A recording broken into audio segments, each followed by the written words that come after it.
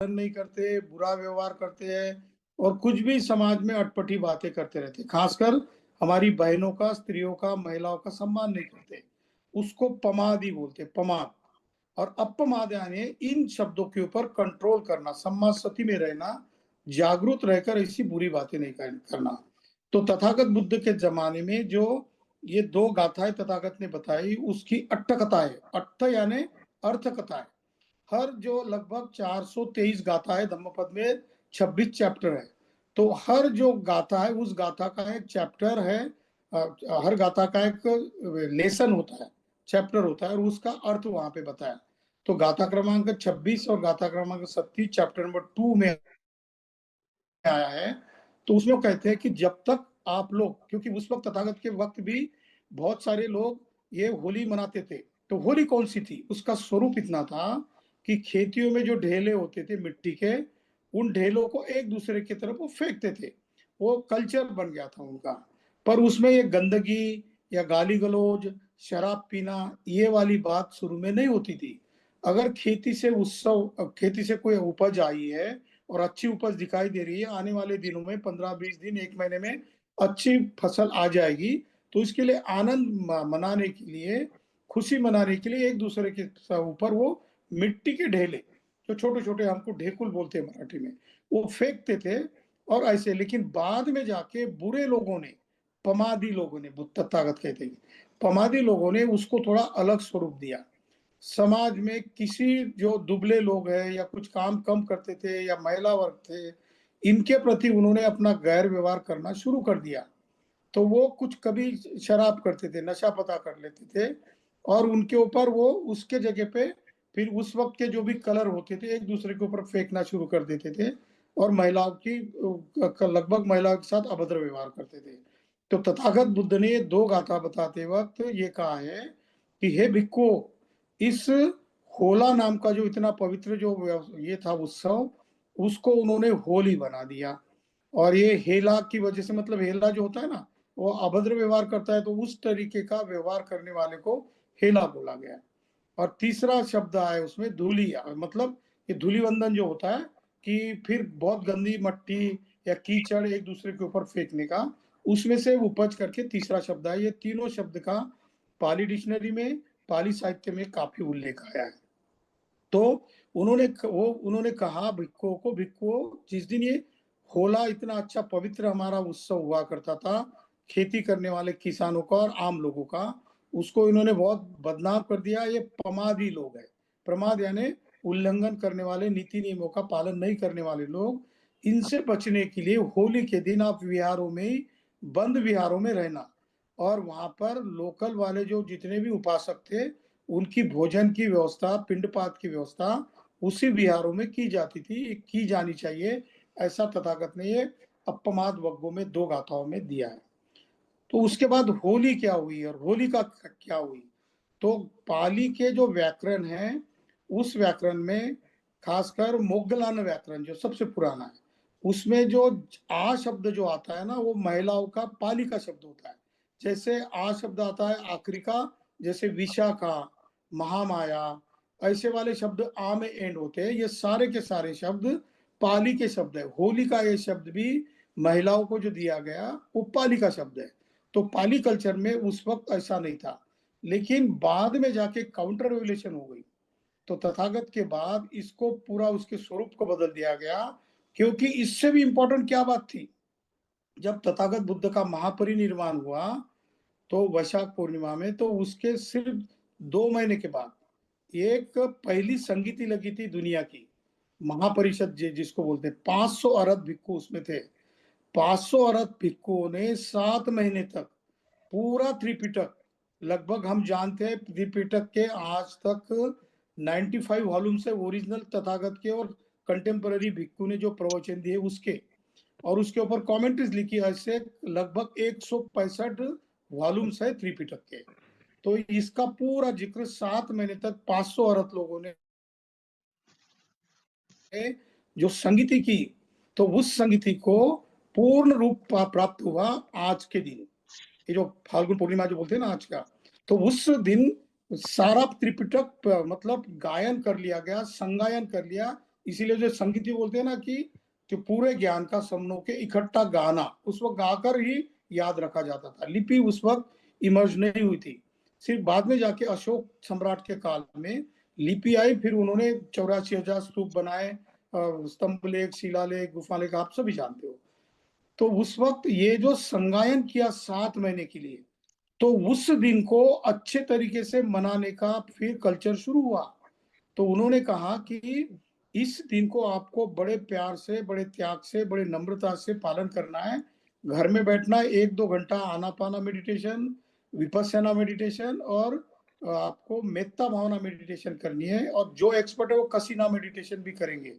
तो इस तरीके से त्रिपिटक को नमन करने का दिन था, क्योंकि दुनिया का सबसे बेहतरीन नॉलेज, क्योंकि आप अगर पॉलिटिक्स सोसाइटी का सर राइस डेविड और मिसेस राइस डेविड्स का अगर वचन सुनोगे, जो ट्रांसलेशन किया गया था पाली से इंग्लिश में, और इंग्लिश से फिर जर्मन में चला गया, और सारी दुनिया की भाषाओं में ये ट्रांसलेशन हुआ, तो उनका कहना है कि दुनिया का सबसे बेस्ट नॉलेज अगर आपको कहा है, ओशो ने भी कहा है ऐसा। तो ये सारा का सारा आपको नीतिमत्ता का, न्याय का लिटरेचर और ज्ञान आपको त्रिपिटक में मिलेगा, क्योंकि किसी इंसान ने रिसर्च किया हुआ और जीवन में इंसान को इंसानियत देने का जो पूरा लिटरेचर है वो इसमें था। तो इसीलिए इसको मनाने के लिए होली के दिन मेडिटेशन की जाती थी। लेकिन इस प्रथा को काउंटर रेवोल्यूशन के बाद इसी दिन को, जो भी पूर्णिमा के दिन है, खासकर समनों के इतिहास में, बुद्धिस्ट लिटरेचर में, इतिहास में ये बहुत पवित्र दिन माने जाते हैं। तो इस पवित्र के दिन में घर में अच्छा खाना बनाया जाता है। भिक्षुओं को, जो हमारे जो रिस्पेक्टेड वृद्ध लोग हैं, वड्ढा लोग हैं, हमारी माताएं हैं, इनका सम्मान किया जाता था। लेकिन बाद में जाके काउंटर रेवोल्यूशन के बाद जहां जहां भी समनों का कल्चर था, उसको कल्चर को नष्ट करने के लिए फिर इसको गंदगी का और प्रमाद का स्वरूप दिया है। और वो प्रमाद का स्वरूप देते वक्त उन्होंने उसमें बहुत बुराई लाई। और एक बात ऐसी है कि जब भी पहले दिन से शुरू हुआ था, आषाढ़ पूर्णिमा या कुछ तो भी था, वहां से संगायन शुरू हुआ, तो उन्होंने गाय के गोबर को इकट्ठा करके उसकी गोल गोल चक्र बनाते थे, और उसके 24 आरे निकालकर धम्म चक्र बनाया जाता था, और उसको फेंक नहीं देते थे। 7 महीने तक उसको वैसा ही रखा जाता है। और वो सारा कुछ अनित्य है, सब्बे संकारा अनित्या थी, मतलब हम लोग जो आज की जनरेशन है वो खत्म होने वाली है। तो इसीलिए जो हमने संगायन जो किया त्रिपिटक का, ये भी नष्ट हो सकता है अगर हम जागरूक नहीं रहेंगे। इसीलिए प्रतीक के स्वरूप में वो जो उपले बनाए जाते थे, उसके ऊपर धम्मपद या क्या बोलते, धम्म चक्र उकेरा जाता था, उसको फिर होली के दिन में एक वेदी में जलाया जाता था, त्रिशरण पंचशील उस वक्त की जो भी प्रथा थी वो करके। और लेकिन उस प्रथा को इन्होंने लकड़ियां इकट्ठा करके, गाली गलौज करके, ये समनों के कल्चर को नष्ट करने की प्रथा शुरू की। और इसका परिणाम ये हुआ कि वक्त के चलते समन लोग बिखर गए, और वमनों का फिर कल्चर आया, और उन्होंने यहाँ की अच्छी बातों को ढकेल दिया और बुरी बातों को हमारे ऊपर थोपना शुरू कर दिया। असल में हमारा पवित्र ये था, त्योहार था, इस त्योहार को फिर बहुत गलत स्वरूप दे दिया गया। इसके कई उदाहरण, बहुत सारे और प्रूफ भी दिए गए, तो उसमें मैं नहीं जाऊंगा। लेकिन आपके आज के समन संघ में आपको क्या करना है इस दिन? तो वही जो 7 महीने तक त्रिपिटक का संगायन किया था, जो कि दुनिया का सबसे बेहतरीन नॉलेज है, जिसको पढ़ के और जिसके ऊपर प्रैक्टिकल करके इंसान सारे जन्मों जन्मों के दुखों को नष्ट कर सकता है। इतनी अच्छी विधि और इतना अच्छा सिलेबस, इतना अच्छा ज्ञान, इसको नष्ट करने के लिए काउंटर रेवोल्यूशन वालों ने बहुत बड़ी साजिश रची। और जैसा कि अभी 10 गोल्डन रूल में या समन संघ के सार में, और जो समन संघ की खास बात में बताया गया कि समन का श्रमण बनाया गया, क्योंकि ये संस्कारित भाषा, जो संस्कृत भाषा है, संस्कारित है, 3 भाषाओं से बनी हुई भाषा है। बाहर से आए हुए लोग कुछ ग्रीक जानते थे, ग्रीक लैंग्वेजेस अलग अलग प्रकार की, यहाँ की अर्धमागधी थी, बाद में वो पाली बन गई, उसकी धम्मलिपि थी। ये 3 भाषाओं का मिक्स हो गया, और उससे संस्कारित भाषा हो गई। समन शब्द का श्रमण कर दिया, और श्रमण करने से हमको ये टाइटल दिया गया कि आप श्रम करने वाले मजदूर, लेबर, दिहाड़ी कामगार, गंदगी साफ करने वाले लोग हो, और उसको हमने मान लिया। कोई भी बात आदमी तभी मानता है जब वो अल्पसंख्यक होता है। हम लोग भले ही 85% आज भी है, लेकिन हम टूटे हुए लोग हैं। बाबा साहब ने कास्ट इन इंडिया में इसको ब्रोकन मैन कहा है। ब्रोकन मैन थ्योरी है, जो भी caste in India, Shudras and the untouchables और रेवल्यूशन एंड काउंटर रेवल्यूशन और एनिलेशन ऑफ कास्ट, 5 किताबें जो भी पढ़ेगा वो बहुत भली भांति जानेगा। मैं ये नहीं कहता कि केवल बाबा साहब की किताब पढ़ो, उससे भी ताकतवर, उससे भी खतरनाक शब्द वाली किताब है गुलामगिरी, जो कि बाबा साहब के गुरु और हमारे गुरु ज्योतिराव फूले ने लिखी है। सार्वजनिक सत्य धर्म नाम की भी किताब है, इसमें भी है। पेरियार सर की तो इतनी बड़ी हिंदू धर्म की फिलॉसफी नाम की किताब है, उसको अगर आप पढ़ोगे तो आपके मन का जितना भी मैल है ना, जिस मैल की वजह से हम एक दूसरे के साथ नहीं जुड़ते, ये सारे हमारे बहुजनों के, समनों के जितने भी पुरखे, इनको अगर गहराई से गंभीरता से पढ़ेंगे तो हमारे दिमाग से कचरा हट जाएगा। और जो जिसका जिक्र हम कर रहे हैं कि लोग इकट्ठा नहीं रहते, एक दूसरे के ऊपर गाली गलौज, भला बुरा, उल्टा सीधा कहते रहते हैं, ये केवल और केवल हमारा इतिहास और हमारा कल्चर ठीक तरीके से नहीं जानने की वजह से हमारे यहाँ से हमारी गलती हो रही है। इसमें वमनों का कोई दोष नहीं है, क्योंकि बुरा व्यक्ति, उसको जैसे कुत्ते की पूंछ होती है, उसको 1 महीने के लिए नली में डाल दो या उसको मिट्टी में दबा दो और 1 महीने के बाद निकाल लो, तो वैसी होती है, रहती है। तो इस तरीके से वो वमन लोग हैं, उनकी पूंछ आप किसी में भूंज लो, किसी भी टेम्परेचर में कर लो, लेकिन वो उसका एक ही कैरेक्टरिस्टिक्स है, वो तोड़ने का, समाज को तोड़ने का, लोगों को इकट्ठा आना, यानी उनके पेट में दर्द होता है। तो इसलिए उनसे अपेक्षा क्यों करते हो कि उन्होंने हमारे लिए अच्छा करना चाहिए। आप संख्या में 85-90% हो, आपके बीच में गलतियां हो रही है। तो तथागत बुद्ध ने जैसा कहा कि यो पटिच्च समुपाद पश्यति, यो धम्मा पश्यति, यो धम्मा पश्यति, पटिच्च समुपाद पश्यति। इसका अर्थ होता है कि जो धम्म को जानता है वो प्रतीत समुत्पाद को जानता है, और जो प्रतीत समुत्पाद को जानता है वो ठीक से धम्म का पालन करता है। ये पटिच्च समुपाद क्या है, उसको साइंस में theory of cause and effect बोला जाता है। और इसी थ्योरी को, कॉज एंड इफेक्ट थ्योरी को, थ्योरी ऑफ रिलेटिविटी में आधुनिक दुनिया का सबसे महान साइंटिस्ट अल्बर्ट आइंस्टाइन ने कहा है। अल्बर्ट आइंस्टाइन ने जब ये E=mc सूत्र वाला थ्योरी ऑफ रिलेटिविटी का सूत्र जो लाया, तो एनर्जी को रिलीज करने का नील बोर नाम के एक साइंटिस्ट ने अणुबॉम्ब की खोज की। ओपेनहाइमर और बहुत सारे साइंटिस्ट हैं जिन्होंने इसको सिद्ध किया। उन्होंने कहा कि ये जो ऊर्जा होती है ना, ऊर्जा निर्माण भी नहीं होती और नष्ट भी नहीं होती। थर्मोडायनामिक्स का 3rd रूल है। इसका जिक्र आपको समनों के इतिहास में प्रूफ के साथ मिलेगा। इतने पवित्र, इतने ज्ञानी, इतने साइंटिफिक लोग हमारे थे, पर समन का श्रमण हो गया, हम गुलाम बन गए, बिखर गए, और आज कोशिश करने के बाद भी इकट्ठा नहीं होते और हमारे बीच में एक दूसरे के पैर खींचने का काम करते हैं। लेकिन तथागत ने इसके ऊपर उपाय भी बताया। तथागत कहते हैं, वो एक वमन था भारद्वाज नाम का, उसको बहुत पेट में दर्द होता था कि सिद्धार्थ गौतम, वो गौतम बोलते थे, बुद्ध नहीं बोलते थे, क्योंकि दूसरों को सम्मान नहीं देने का उनका अपना खुद का कल्चर है। आज भी देखो, आप चीफ जस्टिस बन जाते हो फिर भी जूता फेंका जाता है, आप प्रेसिडेंट बन जाते हो फिर भी मंदिरों में एंट्रेंस नहीं दिया जाता है। तो ये उनसे आप अपेक्षा क्यों करते हो कि वो लोग आएंगे और आपके शरीर का अच्छा काम कर देंगे, आपकी बीमारी को खत्म करेंगे, आपको दवाई देंगे या आपको अच्छी डेमोक्रेसी देंगे? बिल्कुल नहीं। जड़ हमारे मन में है।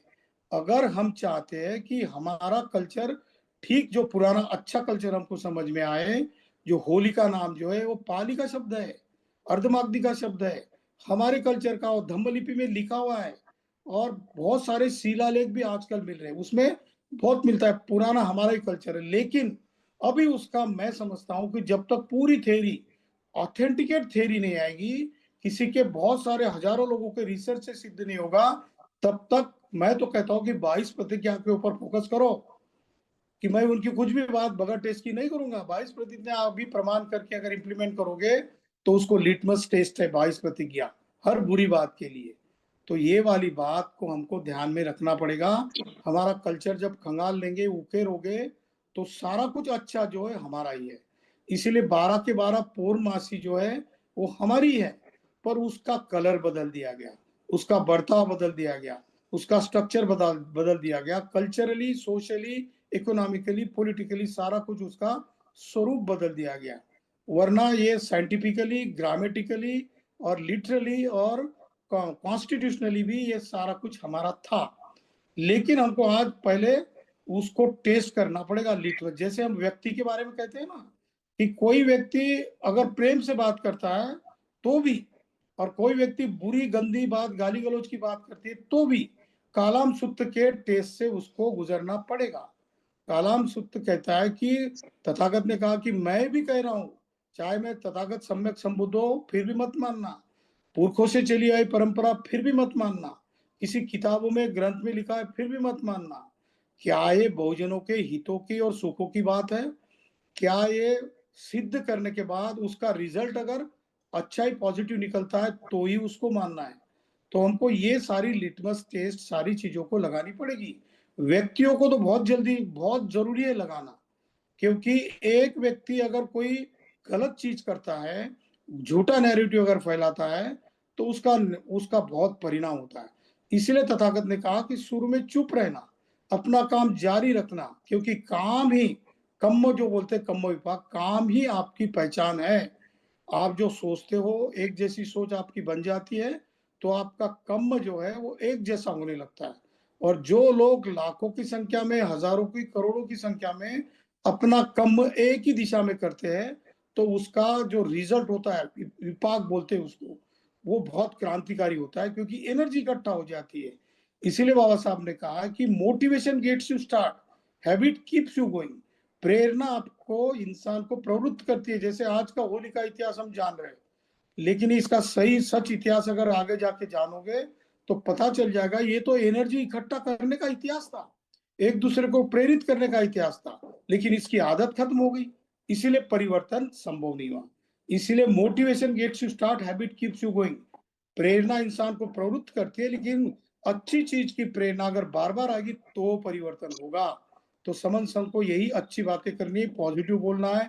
सभी लोगों को जो बुरे बोलते हैं उनको भी मैत्री दे दो, क्योंकि आनंद ने महापरिनिब्बाण सूक्त जब तथागत बुद्ध वैशाली से निकले और बोला कि आनंद 3 महीने के बाद तथागत इस दुनिया से महापरिनिभूत हो जाएंगे, वो अस्तित्व में नहीं रहेंगे, तो आनंद रोने लगा। तो आनंद ने पूछा कि भगवंत आप तो हमेशा मैत्री की ही बात करते हो और आप यहाँ भी महापरिनिब्बाण सूक्त बताते वक्त मैत्री करने की बात कर रहे हो, कहीं ऐसा तो ना समझ लो कि मैत्री आधा धम्म है। तो कहते हैं कि आनंद ऐसा मत कहो, ऐसा मत सोचो, मैत्री पूर्ण धम्म है।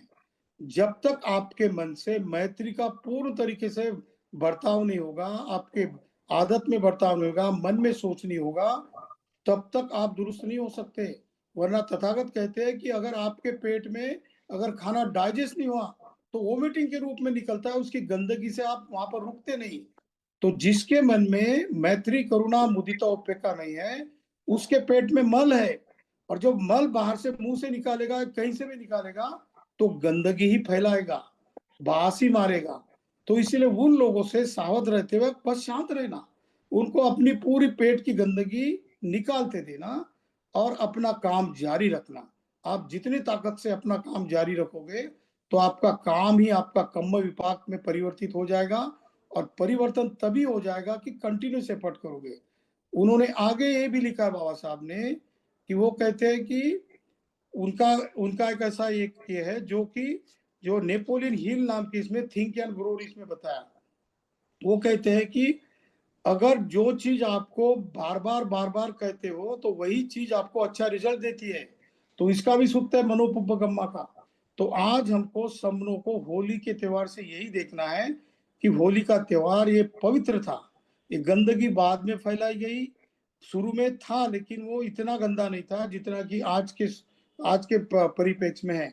आज के लोग उसी चीज को, जो गंदे लोग पमादी लोग हैं, वो पमादी लोगों के इसमें मन में फंसे हैं, उनके विचारों में फंसे हैं, इसीलिए करते हैं। लेकिन इसको अगर फाइन ट्यून करोगे, जैसा कि लैब में हम हर चीज टेस्ट करके छान कर लेते हैं, अगर ऐसा करोगे तो आपका अच्छा कल्चर आपको मिलेगा, लेकिन इसके ऊपर काम करना पड़ेगा। तो समन संघ यही कह रहा है कि जैसा हमने कहा कि बुद्ध विहार समन्वय समिति 2 दिन के उनके राष्ट्रीय समारोह में समन संघ के बात जब सुनी तो उन्होंने कहा कि हम जॉइंट हैंड करके काम करने को तैयार है। आप बोलो कि भारत के कितने विहार है आपके पास, कितने ऐसे बहुजनों के मंदिर है, जैसे संत रविदास के गुरुद्वारे है, कबीर मंदिर है, पेरियार के है, या गुरुचांद ठाकुर, हरचांद ठाकुर के है, या फिर ज्योतिराव फुले की, उनको सबको इकट्ठा कर लो और हम लोग एक गठजोड़ कर लेंगे और एक नया कल्चर स्टैब्लिश कर लेंगे। और पाली प्राकृत इसको 11,000 लोगों को उन्होंने एग्जाम को बिठाया, बच्चों को, आज तक 3-4 साल में। तो ये काम हमको करना है, अपने कल्चर को निभाने का, इसीलिए इकट्ठा होना है। और अपने बर्ताव में जो गंदगी आपके पास है वही गंदगी फेंकोगे, इसलिए पेट साफ कर लो, वैसा मन को भी साफ करना पड़ेगा। और जितने लोग मन को साफ करने का काम करेंगे उतने ही लोग समाज को आगे ले जा सकते हैं, वरना केवल बात करने से नहीं होगा। तो सारे संगी लोग, आज का जो त्रिपिटक का 7 महीने का रिहर्सल किया गया था, उसको मनाने के लिए, उसको रिस्पेक्ट देने के लिए जो त्योहार था, उसके पहले खेती करने वाले किसानों ने अपनी फसल पकी या नहीं है, कितने दिन में आने वाली है, इसके लिए साइंटिफिक ये त्योहार शुरू किया था। उसको जो आज अनसाइंटिफिक किया गया, गंदा कर लिया गया, इसको हम अपनी आदतों से दुरुस्त कर सकते हैं। तो ये काम हमको ही करना है, दूसरों के हाथ से काम करके हमारा काम नहीं होगा, खुद को करना पड़ेगा, क्योंकि चंदन जितना घसता है उतना सुगंध फैलाता है। तो सारे समन संगियों को मैं यही यहाँ पर कहूंगा कि हमको चंदन जैसा घसना है, घिसाना है, और आग में लपेट कर नहीं, तो आग से बचकर, बुरी चीज से बचकर अपने आप को, लोगों में अपनी सोच को, अपनी पहचान को फैलाना है, क्योंकि आपकी पहचान ही लोगों के ऊपर परिणाम कराती है। और आपकी उपस्थिति अगर ज्यादा संख्या में रहेंगी, आप इकट्ठा हो जाओगे, तो आपको कुछ भी नहीं करना है। जैसा 2 अप्रैल 2018 में हुआ था, 15 लाख लोग एक दिन के लिए संघ बनकर इकट्ठा आए थे रास्ते पर, फिर से एट्रोसिटी एक्ट रीइंस्टीट्यूट हुआ था। आज भी आपके अधिकार, संविधान को अगर आप फिर से वैसा ही पाना चाहते हो, पूर्ण स्वरूप में, उससे भी बेहतर, तो 51% में इकट्ठा आ जाओ, लेकिन उसके लिए बहुत मेहनत करनी पड़ेगी, पसीना बहाना पड़ेगा, इसमें आपकी जान भी जा सकती है, आपकी जिंदगी भी खत्म हो सकती है, और 50, 60, 100 साल भी लग सकते हैं, पर आपको देना पड़ेगा, क्योंकि हमारे पुरखों ने अपनी जिंदगियां नौछावर कर दी आज का जो हमारी स्थिति है उसके लिए। तो पुरखों से यही बात लेनी है और हमारा कल्चर इस्टेब्लिश करके उसका प्रचार प्रसार करना है। अगर मेरी बात, अगर कुछ गलत हुई हो या किसी को आहत पहुंचा हो, तो सारा समन संघ यहाँ पर उपस्थित है, मैं सभी को क्षमा चाहूंगा। और आज को हमारा जो पुराना त्योहार है उसको ठीक तरीके से क्रिटिकल एनालिसिस करके, लैब टेस्ट करके अगर आप जानोगे, तो अच्छा, असलियत वाला, सही, सच्चा त्योहार हमको नजर आएगा। तो इतनी बात मैं करता हूँ, समन संघ से माफी चाहता हूँ। संघं नमामि, सारे पुरखे संतों को वंदामि। बहुत बहुत साधुवाद सर। बहुत बहुत साधुवाद सर, बहुत बहुत साधुवाद मिस्टर टिटो। बहुत सुंदर सर, बहुत अच्छा लगा आज के साधुवाद दिन सर। के लिए। बहुत बहुत साधुवाद सर। बहुत बहुत साधुवाद सर। बहुत आगे निकल चुके हैं अच्छा, सरकार बिना सिद्धर सर, डॉक्टर को अभी सीपी कोई सिद्धर हैंडरेज है का? सर, अभी जो हमारे हमारे जो भारत सिंह सर था, उनका हैंडरेज था पहले। सर प्लीज उनकी बात ले- को कंप्लीट कर लीजिए सर, चर्चा फिर वो छूट जाएगा। सर एक मिनट हमें बोलने दीजिए। उमराव सर का है इसके बाद। हाँ, ये बता रहा हूँ मैं, भारत सिंह सर वो 30 सेकंड बोल में कुछ लीजिए। बताना चाह रहे थे, उनका ये हो जाने दो, ठीक है? ठीक है, इन्फॉर्मेशन देना चाहते थे। लेकिन हैंडरेज इस समय भारत सर का नहीं है। अब पहले था उनको। सीपीसी राज सर, आप उमराव सर को ले लीजिए, हम बाद में बात रख लेंगे। जी जी जी जी, उमराव सर। सर एक सेकंड मेरी बात सर। सर, स्वास्थ्य मैं पे उमराव सर से माफी चाहता हूँ, आपका ज्यादा समय मैंने ले लिया सर। चिकित्सा लीवर रोग पर उमराव सर का होना है। हैं सभी लोग। स्वास्थ्य पे इनका, आपका सर का वक्तव्य है, लीवर रोग कारण और उसका उपचार। सर आए। उमराव सर। सभी को संगं नमामि, संगं नमामि, संगं नमामि।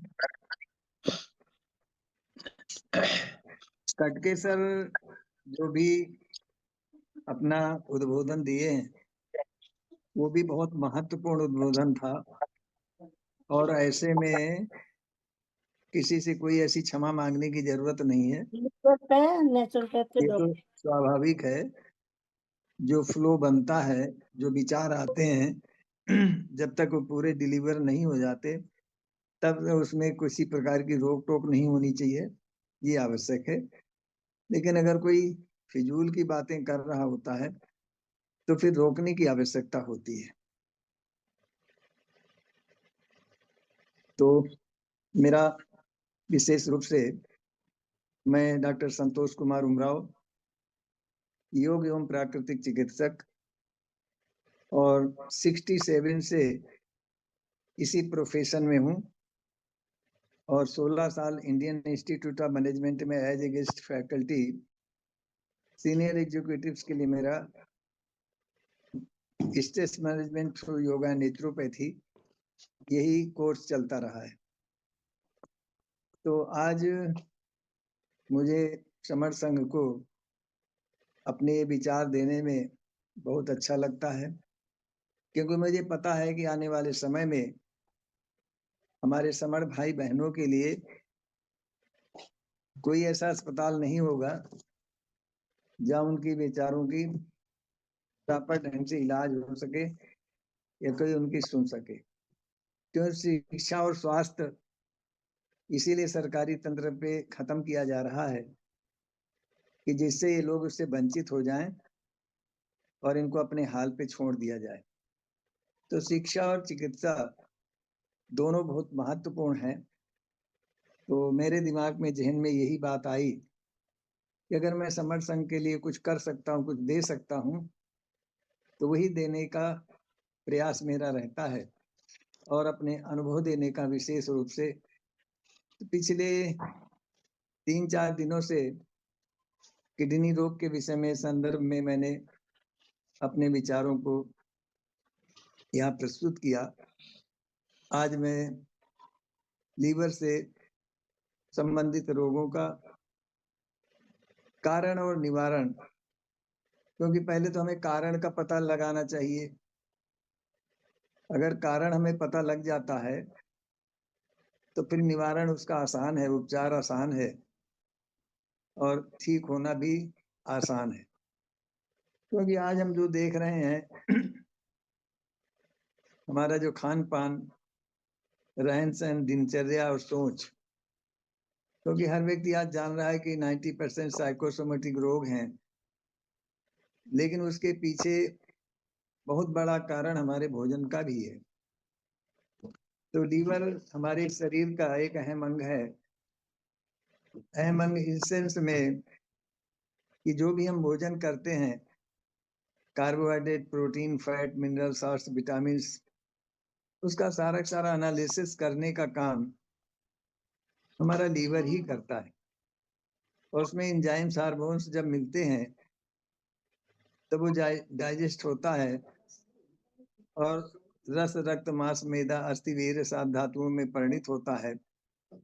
अगर हमारा लीवर ठीक से काम ना करे तो कोई भी चीज डाइजेस्ट नहीं होती है और एब्जॉर्ब ठीक से नहीं होती है, तो हमारे शरीर में बहुत सारी डिफिशियंसी हो जाती है। हम कैल्शियम भी ले रहे होते हैं, वो भी एब्जॉर्ब नहीं होता तो वेस्ट चला जाता है।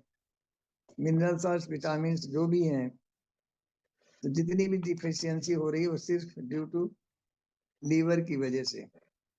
आज ज्यादातर लोगों को लीवर की प्रॉब्लम है और सामान्य भाषा में कह दिया जाता है कि अरे ये तो सामान्य बात हो गई, फैटी लीवर ग्रेड 1, 2, 3।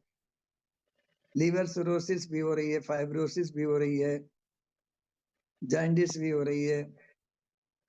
और इसका जो है अगर कोई उपचार है तो सिर्फ और सिर्फ हमारा भोजन है, प्राकृतिक आहार, प्राकृतिक रहन सहन और विश्राम। अगर ये सब चीजें हम करते हैं तो निश्चित रूप से हम अपने लीवर को प्रोटेक्ट कर सकते हैं। बहुत सारे मरीजों को मैंने ये देखा है कि अगर लीवर थोड़ा सा भी गड़बड़ है तो अगर उसको एंटीबायोटिक दिया जा रहा है तो उसके दुष्परिणाम बहुत ज्यादा होता है। मनुष्य का जीवन बचाना फिर मुश्किल हो जाता है। और आज जो चिकित्सा पद्धति में स्टेरॉइड का प्रयोग हो रहा है, अभी कल ही एक पेशेंट आया था सुबह, उसको मैंने जब देखा, क्योंकि उसका 2 महीने से हमारे यहाँ से लीवर का इलाज चल रहा था, घर पे ही वो कर रहा था, तो फैटी लीवर काफी कुछ हद तक ठीक हुआ, सीरम बिलिरुबिन, एसजीपीटी, एसजीओटी भी काफी नॉर्मल आ गया।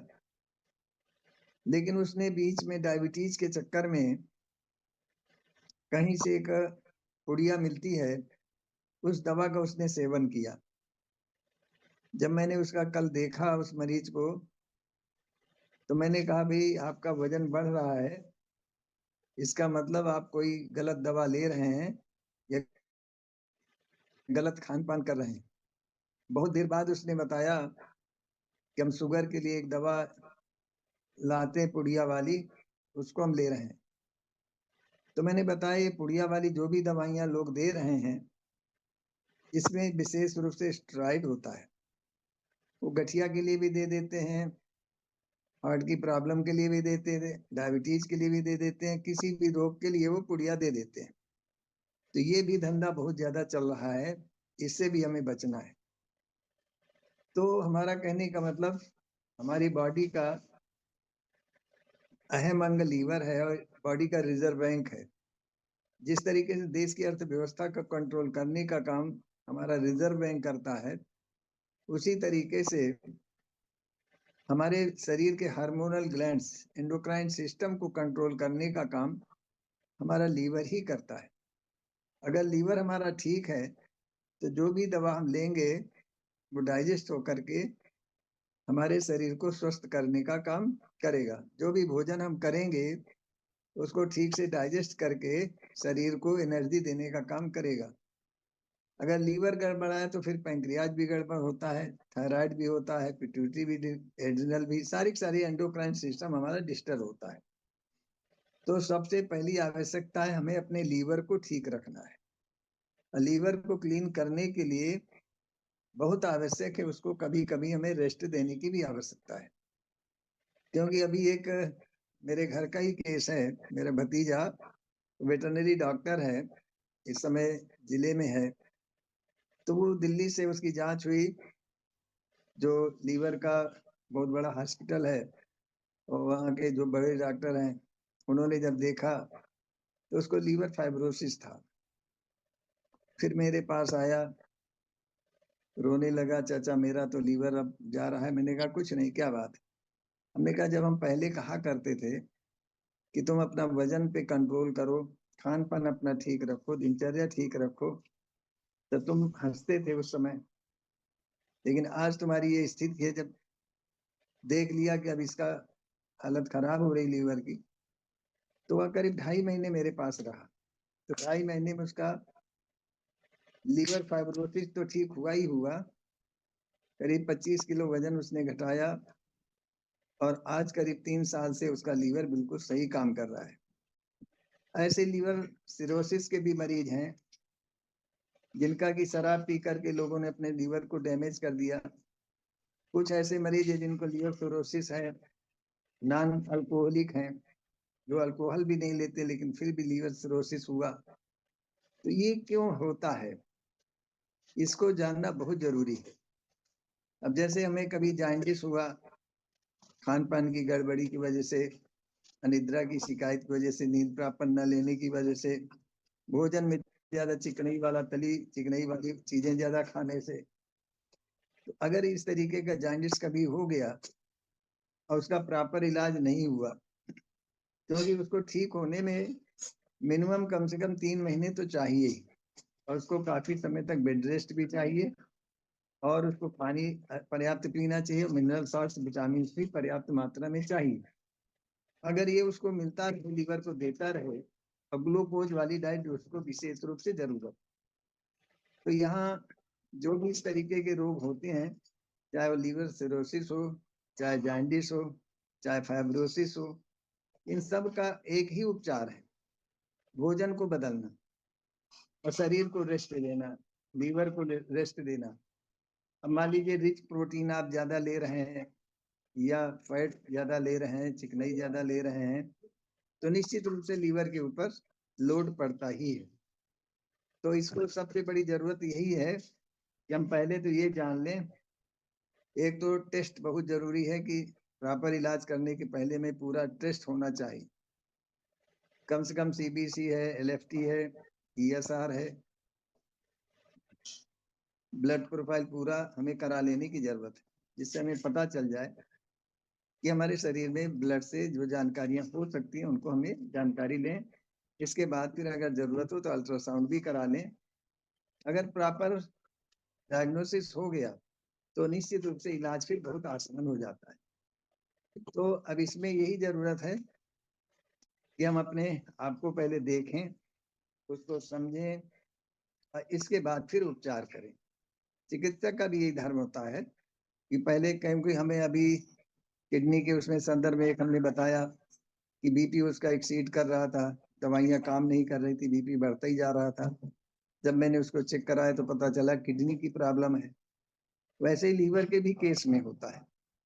तो बीपी अपने आप में कोई ऐसा मर्ज नहीं है। अगर किसी प्रकार का कोई कॉम्प्लिकेशन शरीर में है तो बीपी बढ़ेगा ही बढ़ेगा। इसलिए प्रॉपर डायग्नोसिस पहले हो जाना बहुत जरूरी है, कैसे भी हो। तो अब इसके लिए हमें जरूरत इस बात की है, हमें खान पान बदलना है और ग्लूकोज वाली डाइट विशेष रूप से। एक पेशेंट ऐसा आया कि सारे आज रिकॉर्ड है हमारे पास, उसका ब्लूब्रीन जो है, सीरम ब्लूब्रीन 24 था, एसजीपीटी 4000 के ऊपर था, हेपेटाइटिस सी डायग्नोज हुआ। वो इंजीनियरिंग का छात्र था। Recording in final year। progress. तो ये सारा का सारा उसका जो मामला था, तो पैथोलॉजी वाला जांच करने वाला था, उसने मुझे कहा करके कि डॉक्टर साहब ऐसे केस मत लीजिए, ये बचने वाले नहीं। मैंने कहा नेचुरोपैथी में ऐसे ही केस ठीक होते हैं। और उसका 1.5 महीने इलाज चला। 1.5 महीने में उसका सारा का सारा ब्लूब्रीन नॉर्मल आ गया, एसजीपीटी भी नॉर्मल आ गया। आज वो इंजीनियरिंग के बाद अच्छे ऑर्गेनाइजेशन में काम किया और इसने अहमदाबाद आईआईएम से एमबीए करने के बाद उस ऑर्गेनाइजेशन में और आगे बढ़ गया। तो कहने का मतलब प्राकृतिक चिकित्सा केवल आपको रोग मुक्त ही नहीं करती, तन और मन दोनों को स्वस्थ करती है और आपके जीवन आगे अच्छे से Recording stopped. बढ़ता। तो अब इसके लिए जरूरत इस बात की क्या हम करें। तो आज उपचार के विषय में हम आज ज्यादा नहीं बोलेंगे।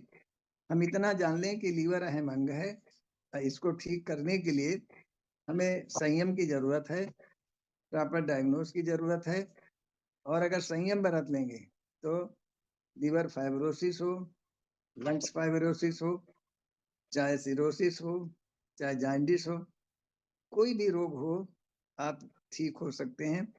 क्योंकि इसको शुरुआत, मेरी चिकित्सा की शुरुआत, मेरे फादर को लीवर कैंसर हुआ था 66 में और उनका ऑपरेशन हुआ। हम उस समय नहीं बचा सके, मैं केवल इंटर का फाइनल का स्टूडेंट था, लेकिन उनकी सेवा में कोई कसर नहीं हुई। हर तरीके का अच्छे से अच्छा इलाज हुआ, लेकिन वो बच नहीं पाए। बस उसी समय से मेरा स्वास्थ्य भी गड़बड़ रहने लगा। फिर मुझे अपने आप को ठीक होने में 2.5 साल लगा। मेरा प्राकृतिक चिकित्सा के प्रति समर्पण हुआ और आज इसी वजह से क्रानिक रोगी हमारे यहाँ से ठीक होते हैं। और कल इसके विषय में सभी लोग जो भी जुड़े हुए हैं पोर्टल में, आप अधिक से अधिक लोग आए और कल इसके विषय में पूरा उपचार A to Z मैं बताऊंगा, जिससे आपका लीवर ठीक हो। और हमें प्रत्येक व्यक्ति को अपने लीवर को पहले ठीक करना जरूरी है। कोई भी रोग आएगा और छोटा मोटा वो अपने आप ठीक हो जाएगा। इन्हीं शब्दों के साथ अपनी वाणी को मैं विराम दूंगा। संगम नमामि मेरे बोलने में किसी को कोई हर्ट हुआ हो तो संघ मुझे माफ करें, संघ मुझे माफ करें, संघ मुझे माफ करें। संगम नमामि, संगम नमामि, संगम नमामि। थोड़ा सा 30 सेकंड में बात करना चाह रहा था। नहीं, अभी कॉन्सेप्ट के बाद में सर, भारत रुक सिंह जाए। सर, अभी कॉन्सेप्ट के बाद में बात करेंगे। हाँ। अभी टटके सर का कॉन्सेप्ट हो जाए, उसके बाद में बात करेंगे सर। कॉन्सेप्ट पूरा कर रहे हैं। कृपया आप लोग सभी लोग अपना माइक बंद कर लें। मनोरमा बहन जी माइक बंद करिए, और भी सर लोग का खुला हुआ है। कटके सर आए सर। जी बहन जी, सभी आज जिस समन संघी बहनों और सर को मेरा संगम नमामि, संगम नमामि, संगम नमामि, सारे हमारे संतों को, पुरखों को वंदामि। जैसा कि आप जानते हैं कि आज पूर्णमासी है, फागुन। तो आज का दिन बहुत महत्वपूर्ण है समनों के इतिहास में। उससे पहले मैं इसकी पार्श्वभूमि बताता हूँ कि जहाँ से मैंने थोड़ा कुछ पढ़ा हूँ, ज्ञान अर्जित किया है, तो उसका पहली जो शुरुआत थी वो ये है कि महासमन डॉक्टर बाबा साहब अम्बेडकर की एक किताब है, वो है एनिहिलेशन ऑफ कास्ट, जाति का बीजनाश। उसमें उनका एक बहुत फेमस कोटेशन है, वो मैं आपको बताना चाहता हूँ। वो कहते हैं कि every political revolution precedes culture and social revolution. हर राजनीतिक क्रांति से पहले सामाजिक और सांस्कृतिक क्रांति का होना जरूरी है। उन्होंने एक उदाहरण भी दिया कि 2500 साल पहले महासमन तथागत बुद्ध ने सामाजिक और सांस्कृतिक क्रांति का मतलब आगाज किया था। और उसके बारे में वो बताते हैं कि 200 साल बाद सम्राट अशोक, जो इस दुनिया के सबसे महान मानवतावादी सम्राट माने जाते हैं, उन्होंने इस देश में पॉलिटिकल रेवोल्यूशन की थी। आप सभी जानते हैं, आप आज के भारत से 2.5 गुना भारत खड़ा कर दिया था। तो ये संभव कैसे हुआ, बाबा साहब लिखते हैं। वो इसीलिए लिखते हैं कि सामाजिक और सांस्कृतिक तौर पर लोग जब इकट्ठा आते हैं तो पॉलिटिकली इकट्ठा आना बहुत आसान होता है। तो कहते हैं कि politics is output, it is not input. और हमने पिछले 75 साल से जो महासमन बाबा साहब ने जो बताया था उसका संदेश गलत तरीके से लिया है। हमने वो आधा अधूरा सेंटेंस बाबा साहब का लिया, जाओ और अपनी घर की दीवारों पे लिख दो कि आप इस देश की हुक्मरान जमात बननी है, या आपको बनना है, इस देश की बागडोर संभालनी है। उससे पहले वो लिखते हैं कि जब तक कल्चरल और सोशली आप इकट्ठा नहीं हो जाते हो, पॉलिटिकली इंटीग्रेशन नहीं हो सकता। और ये इसीलिए उन्होंने 25 नवंबर 1949 को ये कहा था कि unless and until there won't be any conversion of political revolution into social and cultural revolution, this country will not become a nation. ये जो देश है ये राष्ट्र नहीं बन सकता जब तक राजनीतिक क्रांति को हम लोग सांस्कृतिक और सामाजिक क्रांति में बदल नहीं देते। और वो कहते हैं कि आउटपुट क्या है, तो आउटपुट है इकोनॉमिक और पॉलिटिकल रेवोल्यूशन। और ये कहते हैं कि politics is the fastest medium of social change, ऐसा भी उन्होंने कहा। लेकिन पॉलिटिक्स की क्रांति या पॉलिटिकल क्रांति होने से पहले अगर न्याय, नीतिमत्ता, प्रज्ञा, करुणा, मैत्री अगर नहीं है समाज में या देश में, तो उस पॉलिटिकल चेंज का कोई मतलब नहीं होता। और इसका अनुभव हम पिछले लगभग 75 साल होने के बाद पूरा अनुभव कर रहे हैं। दुनिया का बेस्ट संविधान हमारे पास है। दुनिया का सबसे बड़ा मॉड्यूल जो कहा है डेमोक्रेसी का, जो फंडामेंटल राइट्स और directive principle of state policy, ये सारी दुनिया ने सराहा है। उसके एक समारोह में मैं खुद भी उपस्थित था, इसलिए मैं बता रहा हूँ। तो इसके पीछे कारण क्या है? कल्चरल रेवोल्यूशन का ठीक तरीके से नहीं समझना। और समन जो शब्द है, जो कि समता में रहने वाले लोग, एक दूसरे को अंडरस्टैंड करने वाले लोग, इन लोगों को अगर इकट्ठा आना है, अपनी पावर बतानी है और सही मायने में सारे रेवोल्यूशन को ठीक तरीके से चलाना है, आने वाली जनरेशन को ठीक तरीके से हमको गाइडेंस करना है, तो उसके लिए कल्चरल रेवोल्यूशन की बात करनी पड़ेगी। तो आज कल्चरल रेवोल्यूशन के बारे में सबसे महत्वपूर्ण आज दिन है, होली का दिन, आप सारे जानते हो। और ये इसका इतिहास क्या है, इसका थोड़ा सा मैं जिक्र करता हूँ जहां तक मैं पढ़ा हूँ। आज तो मेरी उतनी स्टडी नहीं हुई, इसलिए मैं वहां पे चाहूंगा कि शॉर्ट में बताऊंगा और ज्यादा डीप में भी नहीं जाऊंगा। तो ये होली शब्द जो है, एक होला है, होला शब्द, और एक हेला शब्द, ये दो शब्द पाली साहित्य में आते हैं। तो ये होला शब्द क्या है?